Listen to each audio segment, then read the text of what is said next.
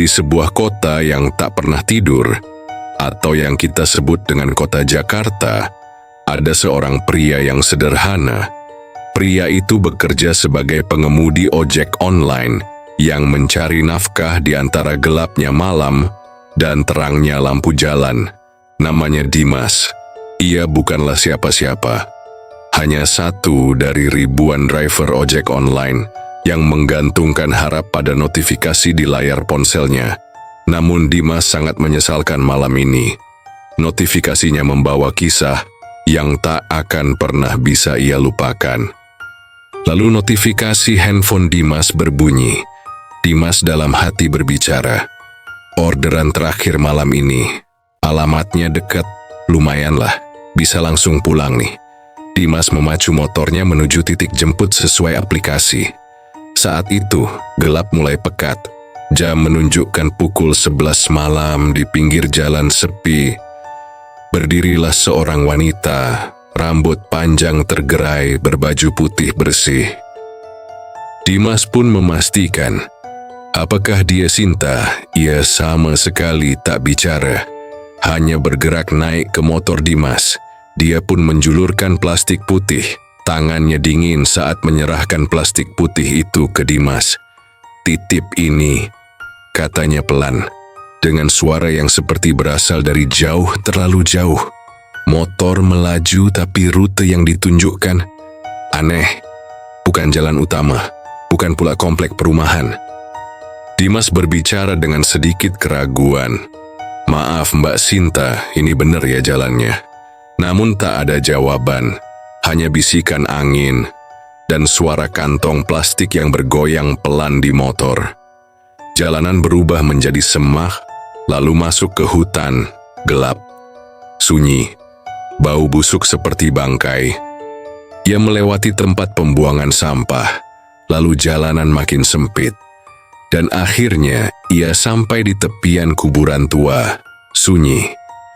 Hanya derik jangkrik dan suara burung malam yang terdengar seperti ratapan. Di tengah kebingungannya, Dimas melihat warung kecil yang hendak tutup, satu-satunya cahaya di tengah kegelapan pekat.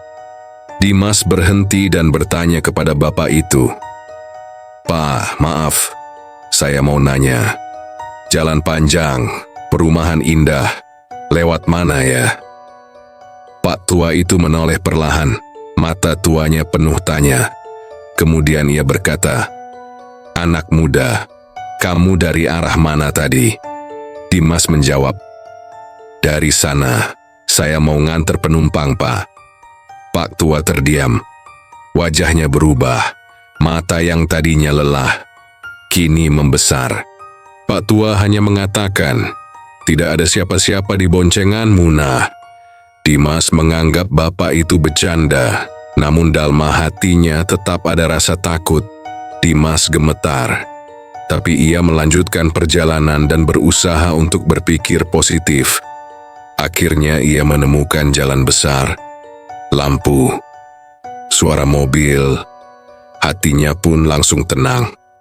Wanita itu masih duduk di belakangnya, namun tetap diam, kecuali saat ia berkata dengan pelan, nyaris seperti desir angin, "Rumahnya yang mana, Mbak?" Sinta pun menjawab dengan pelan, "Belok kiri, rumah warna hijau, pagar besi." Dimas menatap rumah itu. Ia berhenti, menoleh ke belakang.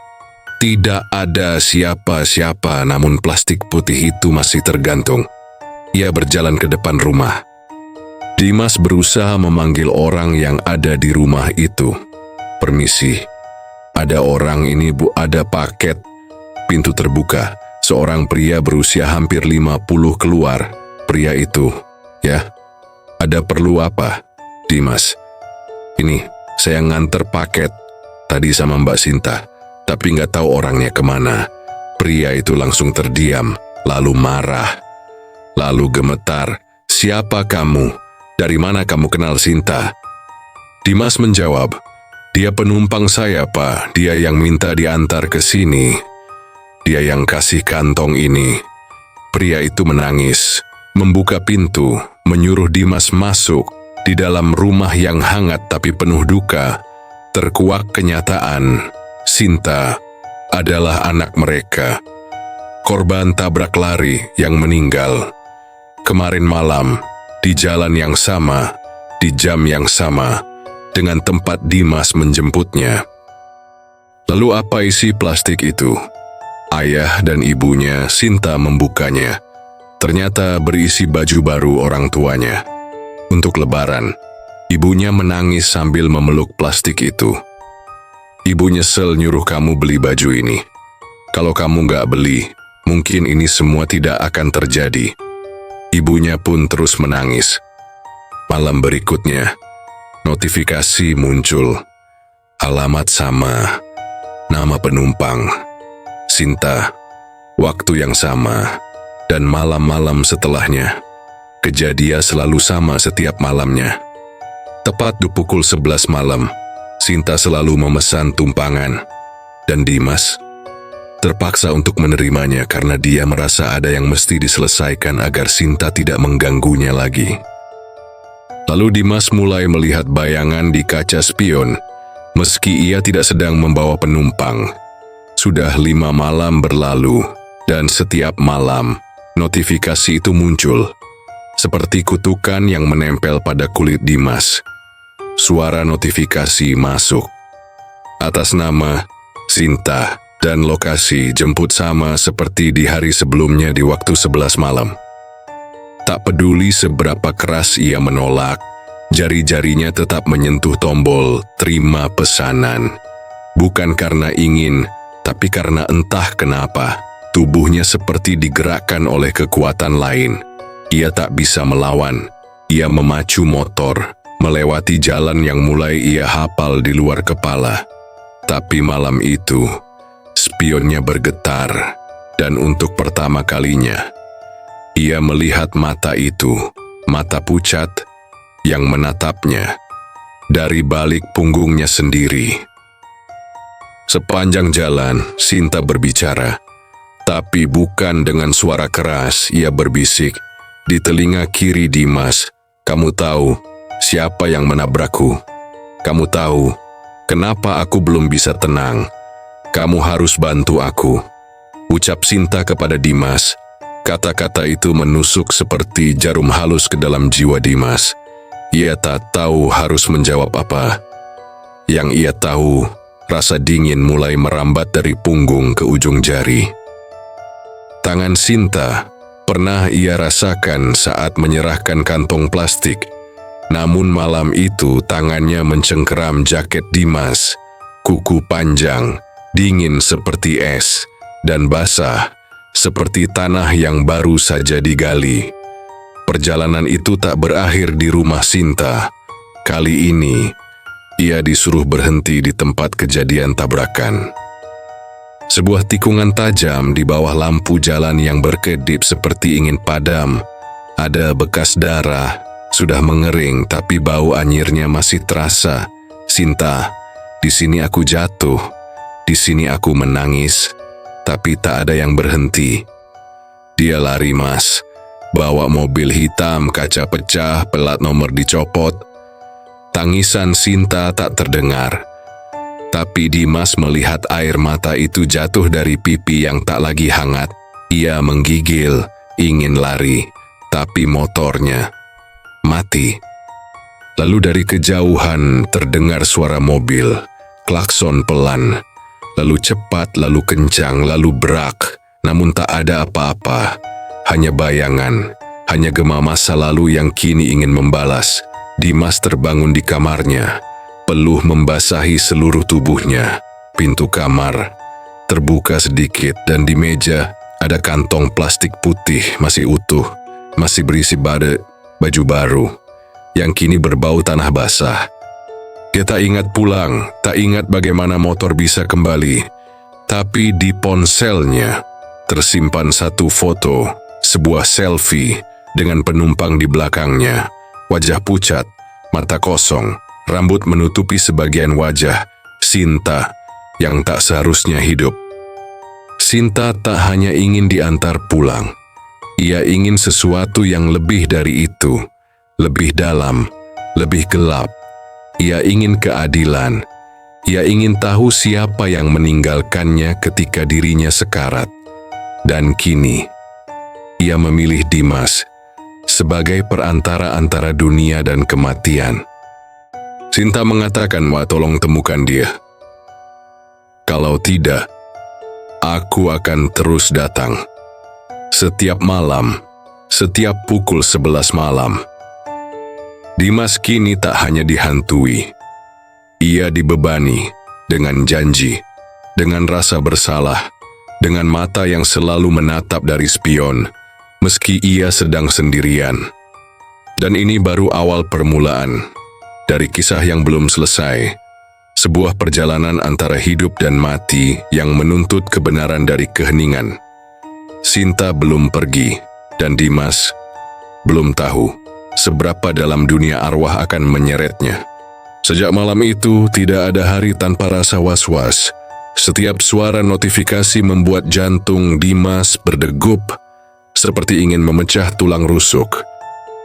Dia tak lagi tahu mana orderan asli, mana orderan dari Sinta, karena bahkan saat tidak bekerja, ia merasa ada yang duduk di belakang motornya, menyentuh, mengikuti, menunggu. Dimas mengatakan, "Apa yang kamu mau sih? Sampai kapan kamu begini?" Dan jawaban itu datang dari mimpinya malam itu. Sinta berdiri di depan pintu rumah Dimas, matanya basah, tapi suaranya tegas. Sinta terlihat penuh luka. "Temukan dia. Orang itu yang menabrakku. Bantu aku sebelum aku benar-benar hilang." Dimas mulai mencari dengan informasi samar dari Sinta. Mobil hitam, kaca pecah, pelat nomor dicopot. Ia kembali ke tikungan maut itu, menatap bekas rem di aspal seperti menatap luka lama. Ia bertanya pada warga sekitar, namun hanya satu orang yang bersedia bicara. Seorang pemilik bengkel tua. Bapak bengkel mengatakan, "Malam itu, saya dengar suara benturan keras.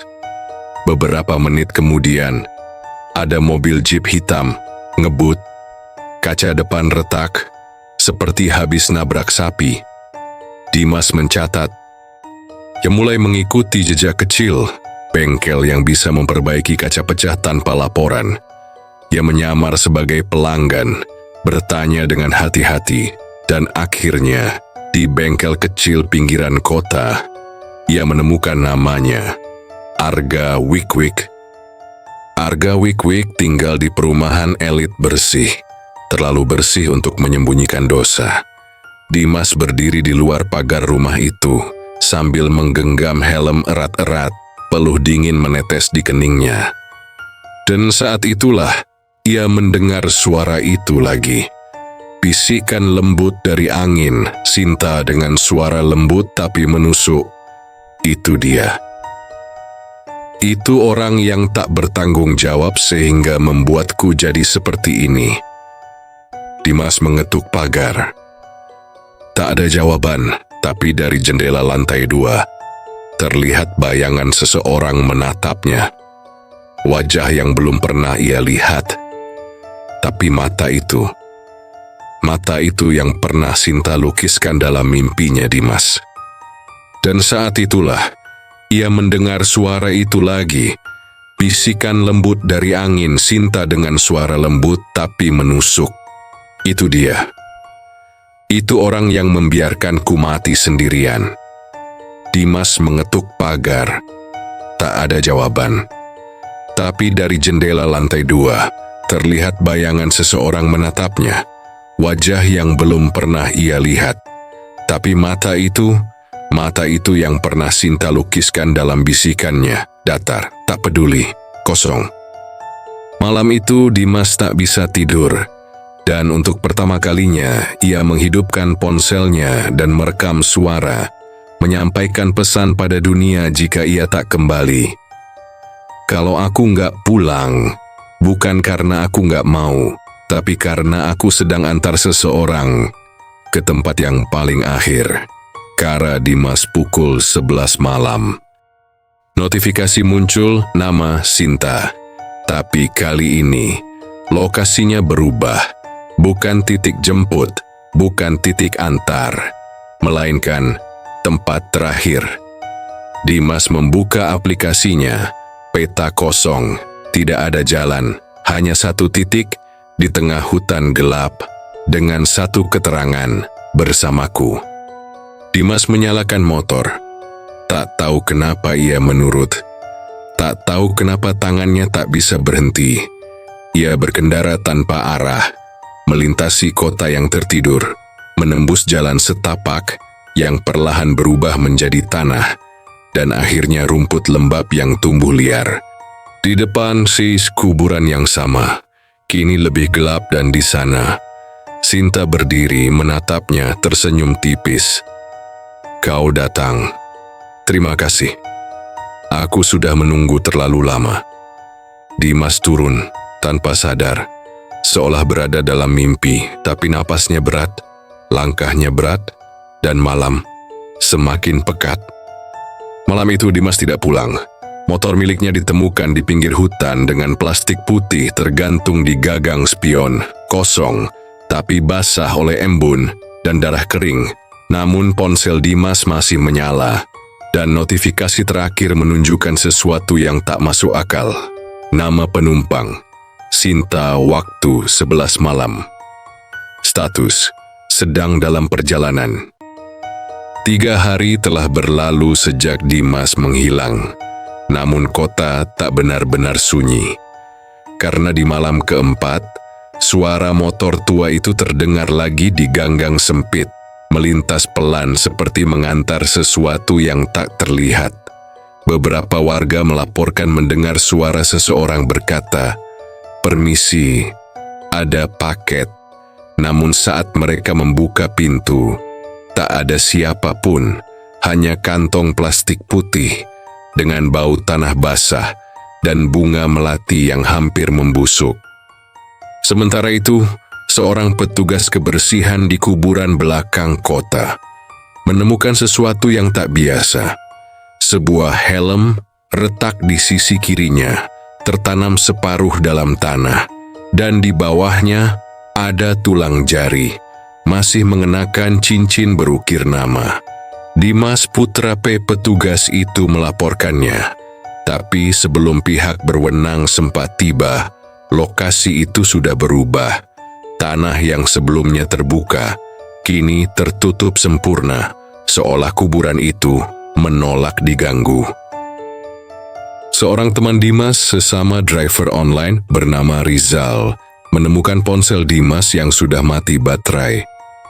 Di loker base camp, rasa penasaran mendorongnya untuk mengisi ulang baterai, dan saat layar menyala, ada satu rekaman suara otomatis dari aplikasi driver. Rekaman penumpang Sinta, lokasi tidak diketahui, waktu 11 malam. Perjalanan dimulai. Namun yang lebih mengerikan, dalam rekaman itu terdengar suara samar. Sinta berbisik dari kejauhan, "Kamu berikutnya." Rizal menjatuhkan ponsel itu. Tubuhnya gemetar, matanya memelototi layar yang kini menampilkan pesan baru. Pesanan baru, jemput penumpang Sinta. Lokasi, belakang pemakaman tua, dan jamnya selalu menunjukkan waktu yang sama, 11 malam. Malam berikutnya, warga RT 03 melaporkan sosok pria berpakaian jaket ojek berjalan di sekitar pemukiman. Namun anehnya, tak meninggalkan bayangan di bawah cahaya lampu jalan. Ia terlihat bicara sendiri, memanggil-manggil nama yang tak mereka kenal. "Sinta, Sinta, di mana kau?" Ketika warga mencoba mendekati, sosok itu menghilang begitu saja, meninggalkan jejak ban motor di lantai beton basah. Meskipun tak ada hujan, pukul 11 malam, aplikasi selalu berbunyi. Nama penumpangnya selalu sama, tujuannya selalu berbeda, tapi akhirnya selalu ke sana, kuburan. mereka yang menerima pesanan itu tidak semua kembali, dan yang kembali bukan lagi manusia sepenuhnya. Sinta belum selesai. Ia masih mencari, masih berjalan dalam kabut antara dunia dan kematian. Dan kamu yang membaca atau mendengarkan kisah ini, jika suatu hari menerima pesanan dari penumpang berbaju putih, rambut panjang, tanpa suara, jangan pernah tanya namanya, jangan pernah lihat wajahnya. Dan yang paling penting, jangan pernah antar dia sampai ke tujuan. Rizal tak bisa tidur. Sejak rekaman itu ia dengar, namanya disebut dengan bisikan yang tak seharusnya dikenal oleh siapapun. Kamu berikutnya. Seperti kutukan, seperti sumpah yang diucapkan oleh bibir yang telah membiru dalam tanah. Ia mencoba menghapus aplikasi dari ponselnya. Tapi setiap kali layar menyala, ikon aplikasi ojek itu selalu muncul kembali tanpa ia sentuh. Dan anehnya, logo aplikasinya berubah. Warna hijau cerah itu kini buram dan di sudutnya terdapat titik merah kecil yang terus berdenyut, seperti jantung yang hampir berhenti. Pukul 11 malam, ponsel Rizal bergetar lagi. Dan kali ini ia tahu, ia tak bisa lari. Pesanan masuk, penumpang. Sinta jemput di Jalan Lama, belakang pabrik gula yang terbengkalai. Dengan napas berat dan tangan yang dingin, Rizal membawa motornya ke tempat itu. Ia berpikir, mungkin ini hanya delusi, mungkin ini hanya trauma akibat kehilangan Dimas. Tapi saat ia tiba, wanita itu sudah berdiri di sana tegak diam. Dengan rambut panjang menutup sebagian wajah, Rizal berbisik, "Sinta." Wanita itu naik ke motornya, tanpa menjawab, tanpa suara.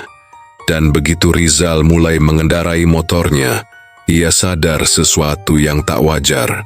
Bayangan mereka hanya satu, bayangan motornya, tak punya penumpang. Hutan itu lagi, tapi kali ini lebih gelap. Langit tanpa bulan, udara seperti mati, tak ada jangkrik, tak ada angin, hanya suara detak jarum jam yang entah berasal dari mana. Rizal mencoba bicara, mengulang pertanyaan Dimas dahulu. "Siapa nama kamu? Kenapa malam-malam? Kamu dari mana?" Tapi tak ada jawaban, hanya suara nafas pelan dari belakang, dingin dan berat seperti ditiup dari liang kubur. Mereka tiba di gerbang kuburan. Gerbang itu menganga, seperti mulut raksasa yang menunggu mangsanya. Sinta untuk pertama kali bicara. "Turun, temani aku, sebentar saja." Rizal turun, kakinya seperti tak punya tulang, langkahnya gontai. Sinta berdiri di hadapannya. Dan angin yang tak terasa sejak tadi tiba-tiba menyapu rambut panjangnya, membuka wajah yang selama ini tersembunyi.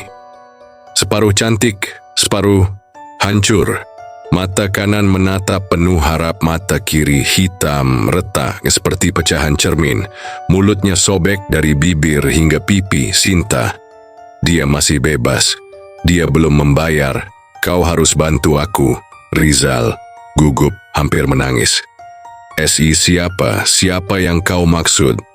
Sinta menyeringai dengan tangis. "Arga." Tulis malam itu, Rizal tidak pulang. Tapi keesokan harinya, motornya ditemukan terparkir rapi di depan rumah. Arga tanpa luka, tanpa jejak darah. Tapi CCTV rumah Arga menangkap sesuatu yang tak bisa dijelaskan. Pukul 10 Saliu, So 2 dini hari, seseorang berpakaian jaket driver berdiri di depan rumah selama 2 jam, tanpa bergerak sedikit pun. Dan di belakangnya, terlihat bayangan wanita dengan rambut panjang menjuntai sampai tanah. Sekarang, Sinta tidak sendiri. Ia sudah punya teman, mereka yang mengantar, mereka yang melihat wajahnya, mereka yang pernah dengar namanya. Setiap malam, Selalu ada yang berjalan di antara geng, membawa kantong plastik putih yang berisi sesuatu yang tak boleh dibuka. Dan jika kamu mendengarnya mengetuk pintu, jangan buka. Jika kamu menerima pesanan dengan nama yang tidak bisa kamu klik profilnya, matikan ponselmu, karena jika kamu menjawabnya, kamu akan jadi bagian dari cerita ini. Harga nama itu kini bergema di dalam kepala Rizal, berulang-ulang seperti mantra kutukan. Nama yang terukir di balik bisikan Sinta. Nama yang mengunci ribuan malam menjadi satu malam yang tak pernah selesai. Di dunia nyata, Arga adalah seorang pria muda, pengusaha kecil, yang kini tinggal di perumahan mewah. Terlihat seperti manusia biasa, tapi menyimpan rahasia. Rizal tahu, ia harus menemui Arga, bukan sebagai manusia, tapi sebagai pengantar dari mereka yang ditinggalkan. Malam itu seperti ritual yang berulang. Sebuah pesanan masuk, bukan dari aplikasi tapi dari pesan singkat tak dikenal. Bawa ini ke rumah Arga. Terlampir sebuah alamat, dan di teras rumah Rizal telah tergantung kantong plastik putih yang sama. Sedikit robek di bagian bawah, meneteskan cairan berbau amis seperti besi dan hujan. Dengan tangan gemetar, Rizal membawanya ke motor. Ia tak lagi bertanya. Ia tak lagi takut, karena ketakutan kini telah menjadi bagian dari dirinya. Rumah Arga berdiri megah di ujung jalan. Semua lampunya menyala, namun jendela-jendelanya tertutup rapat. Seolah ingin menyembunyikan sesuatu, Rizal tiba pukul 11 malam. Seperti biasa, seperti waktu yang tak pernah bisa lari.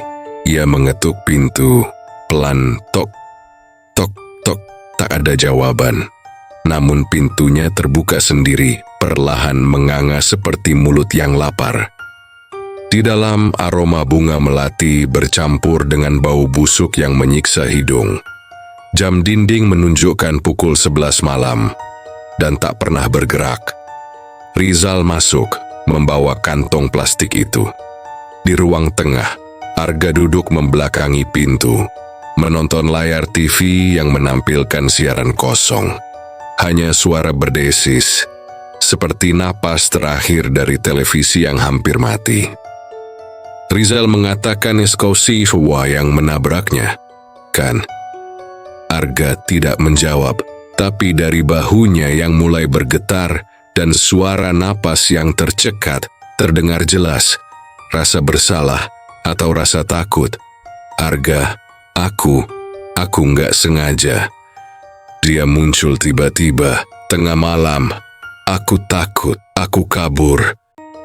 Ia mengaku, tapi pengakuan bukan maaf. Dan kematian bukan akhir. Bagi sektoring yang tak mendapatkan keadilan, Rizal menaruh kantong plastik itu di hadapan Arga.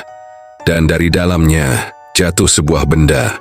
Gaun putih penuh darah, sobek di bagian dada, dan kalung yang dulu dipakai Sinta masih berkilau samar dalam redupnya lampu rumah. Arga berdiri, tubuhnya gemetar. Ia hendak berlari ke pintu belakang. Namun di sana, Sinta telah berdiri. Rambutnya terurai basah. Gaunnya kini tak berwarna putih, tapi merah. Matanya menatap tajam, bukan dengan kebencian, tapi dengan luka yang dalam. Luka dari cinta yang dikhianati, janji yang dilupakan, dan tubuh yang dikubur tanpa nama. Sinta dengan suara parau, "Kau ingat aku, Arga?" Arga hampir tak bisa bicara. Sinta, aku. Sinta tersenyum miring. "Kau bilang akan menikahiku." Dari situ bahwa Arga adalah kekasih Sinta, sekaligus pencabut nyawa Sinta. Dan malam itu, tak ada yang keluar dari rumah Arga. Tetangga hanya mendengar teriakan, lalu sunyi. Rizal pulang. Tanpa luka, tanpa bekas, tapi kini ia mulai melihat mereka. Orang-orang yang tak terlihat oleh mata biasa. Para korban, para arwah yang belum pulang, mereka membuntutinya. Tidak marah, tidak berteriak, hanya menunggu. Menunggu ia mengantar mereka. Seperti ia mengantar Sinta, karena sekali kau buka pintu dunia mereka, kau tak bisa keluar. Kau akan jadi bagian dari jalan sunyi itu. Jalan menuju keadilan atau dendam. Sudah seminggu berlalu sejak malam itu. Rumah Arga kini kosong. Tak ada yang berani mendekat. Terlalu banyak cerita. Terlalu banyak bisik-bisik. Dan Rizal, ia masih bekerja. Namun dalam diam, ia tahu dirinya bukan lagi sekadar pengemudi. Ia kini adalah perantara. Pukul 11 malam, ponsel Rizal bergetar. Tapi kali ini, bukan dari aplikasi, bukan juga dari pesan biasa. Layar menyala, menampilkan satu kata, antar. Tanpa nama, tanpa nomor. Hanya satu lokasi, simpang 3 jalan sunyi. Malam itu hujan turun seperti tangisan bumi yang tak bisa dibendung. Rizal mendekat ke lokasi. Lampu motornya memantul pada genangan air dan bayang-bayang pepohonan. Di bawah lampu jalan yang berkelip lemah, seorang wanita berdiri. Tidak, bukan hanya berdiri, mengambang. Wajahnya tak bisa terlihat, seperti dilapisi kabut yang tak mau surut. Namun Rizal tetap berhenti, seolah tubuhnya dikendalikan oleh sesuatu yang bukan dirinya. Penumpang itu naik, dan kali ini tidak membawa kantong plastik, tidak berbicara, tidak menunjuk arah.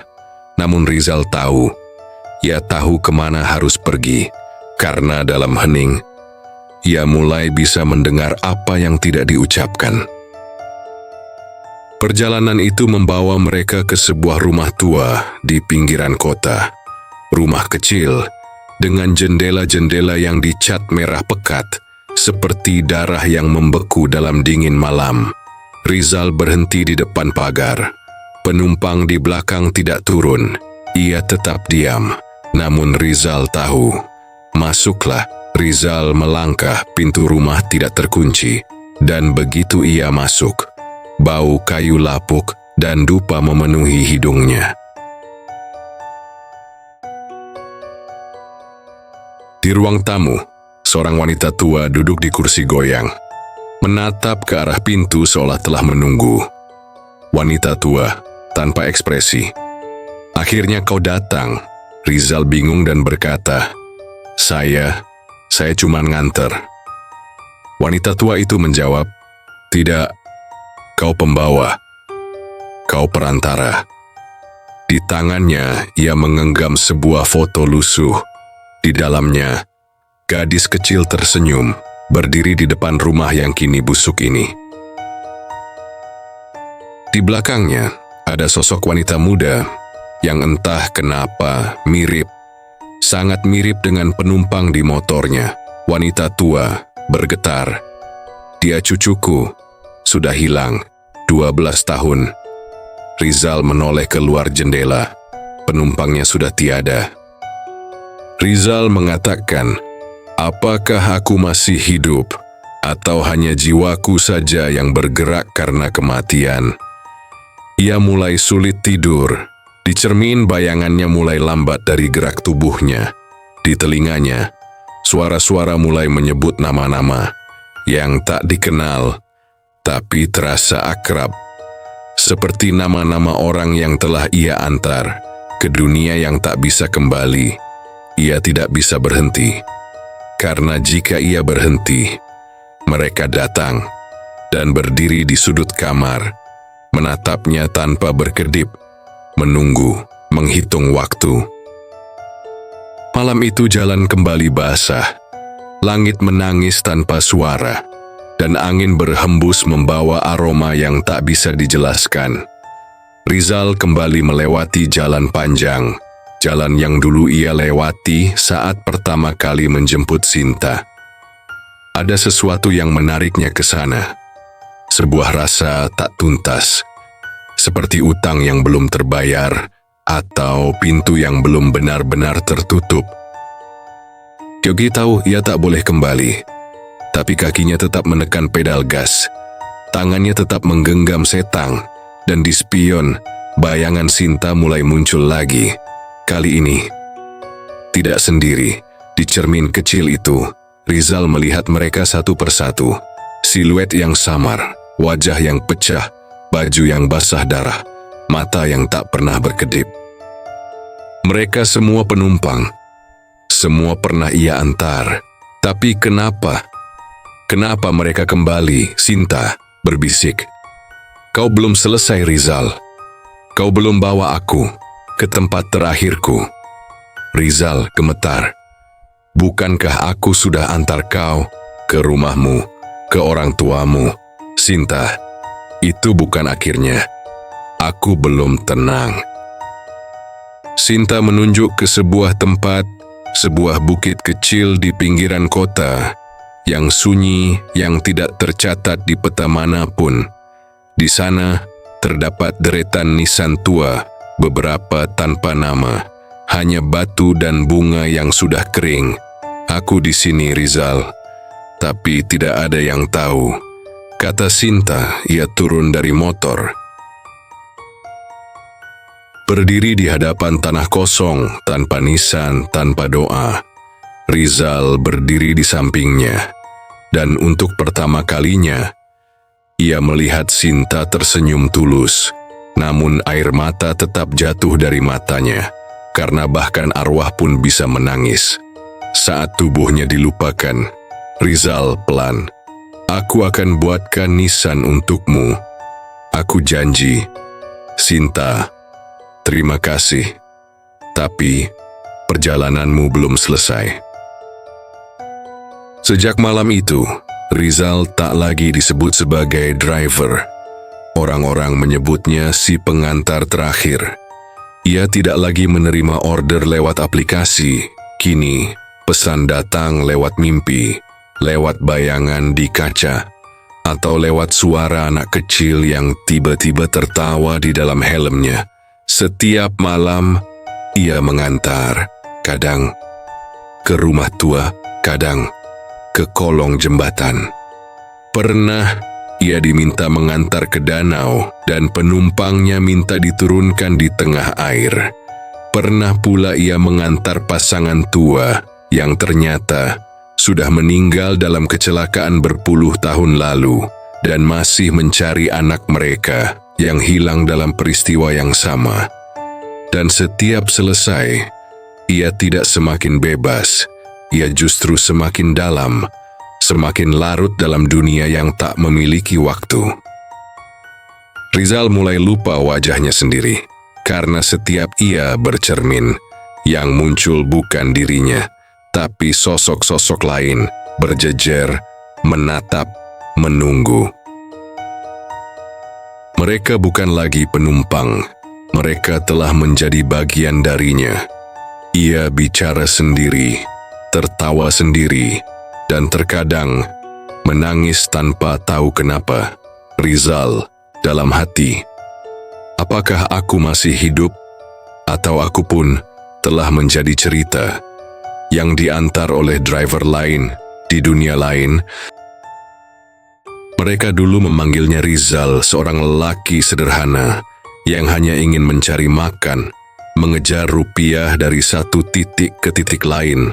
Namun waktu berjalan seperti arus sungai hitam, dan Rizal terseret terlalu dalam. Kini, nama itu hanya kenangan samar. Orang-orang mulai lupa, karena Rizal jarang terlihat. Dan kalaupun terlihat, matanya kosong, suaranya dingin, langkahnya seperti bayang-bayang yang tak ingin diikuti siapapun. Ia tak lagi pulang, ia tinggal di jalanan, tidur di halte, di teras masjid, di tempat yang dulu pernah ia lintasi bersama penumpang yang tak pernah benar-benar manusia. Ia menjadi semacam legenda jalanan, cerita yang hanya berani dibisikkan. Hati-hati kalau kamu naik motor malam-malam dan tiba-tiba ada yang minta diantar. lihat baik-baik wajahnya. Bayangkan ini, kau sedang berkendara sendiri malam sunyi, hanya ada suara mesin dan desahan angin. Tiba-tiba, kau merasakan berat di jok belakangmu, tapi kau tidak membawa siapapun. Kau menoleh cepat, tak ada siapa-siapa, tapi bau melati terasa menusuk hidung. Dan saat kau memeriksa kaca spion, ada wajah pucat, dengan mata cekung, tersenyum, tanpa bibir. Wajah itu pernah duduk di motor Rizal, dan kini mereka mencari kendaraan baru. Pernah suatu malam, Rizal bertemu dengan seorang bocah laki-laki. Usianya tak lebih dari 8 tahun, kakinya telanjang, matanya berkaca-kaca. Bocah itu berkata pelan, "Om, antar aku pulang ya. Aku nyasar dari sekolah, gak bisa ketemu ibu." Rizal dengan hati yang masih tersisa mengangguk dan membiarkan bocah itu naik. Tapi saat ia berkendara, ia mendengar suara lain di telinganya. Suara orang dewasa berbisik dengan nada rendah. Suara itu berkata, "Anakku sudah lama mati, tapi tubuhnya belum pernah kembali." Rizal sadar, yang ia bawa bukan anak itu, tapi jiwa yang terjebak, dan ingin pulang dengan menukar tubuh. Ada sebuah tempat yang tak ada di peta, tak disebut di doa, dan tak bisa dijangkau oleh mata manusia biasa. Mereka menyebutnya rumah terakhir. Itulah tujuan semua penumpang Rizal, tempat di mana suara berhenti, tempat di mana cahaya dan gelap bersatu, lalu lenyap. Setiap malam Rizal semakin dekat ke tempat itu. Setiap penumpang hanya memperpendek jaraknya, dan ketika ia tiba di depan gerbang besar yang terbuat dari bayangan dan bisu, ia melihat seseorang menunggunya. Seseorang dengan rambut panjang, baju putih, dan senyum yang tak lagi sedih melainkan pasrah. Tapi kali ini, Sinta tidak meminta diantar. Ia membuka pintu gerbang dan berkata pelan, "Sekarang giliranmu, Rizal. Aku yang akan membonceng." Mereka yang terlalu lama berada di antara dunia, akhirnya kehilangan tempat di keduanya. Rizal, atau apapun namanya sekarang, mungkin masih berkeliaran di malam-malam kita. Mungkin di tikungan sunyi, di bawah lampu jalan yang berkelap-kelip, motor tua itu berhenti, dan seseorang menoleh padamu mengangkat helm perlahan, lalu bertanya, "Mau saya antar pulang?"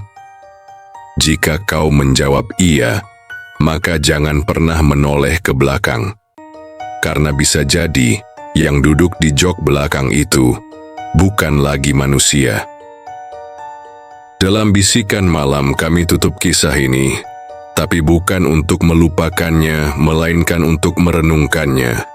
Setiap malam menyimpan rahasianya sendiri, dan setiap pertemuan tak selalu datang dari dunia yang sama. Kisah Rizal dan Sinta bukan hanya cerita horor. Ia adalah pengingat bahwa dunia ini berlapis-lapis, dan kadang apa yang tak terlihat bukan berarti tak ada. Jika suatu malam kamu sedang sendiri di jalan, dan tiba-tiba ada yang menepuk pundakmu, bertanya dengan suara pelan, "Bisa antar saya pulang?" Maka lihat baik-baik siapa yang kau bawa. Karena kadang, kita bukan sedang mengantar seseorang ke rumah, tapi sedang menemani mereka kembali ke tempat asal. Berhati-hatilah saat malam tiba, bukan karena takut pada hantu, tapi karena kita tak pernah tahu siapa yang masih mencari jalan pulang dan siapa yang butuh didoakan agar tenang. Jangan lupa untuk selalu berdoa sebelum bepergian. Jangan lupa menyebut nama Tuhan karena hanya cahayanya yang mampu membimbing kita. Di jalan yang paling gelap sekalipun, Dan jika kamu merasa kisah ini menyentuhmu, bagikan, like, dan tinggalkan komentar. Karena bisa jadi, suara kita, doa kita, adalah yang mereka butuhkan untuk benar-benar pergi.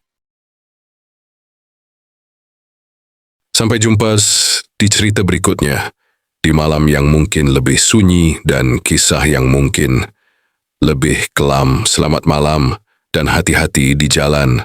Dan terakhir, jangan matikan lampumu.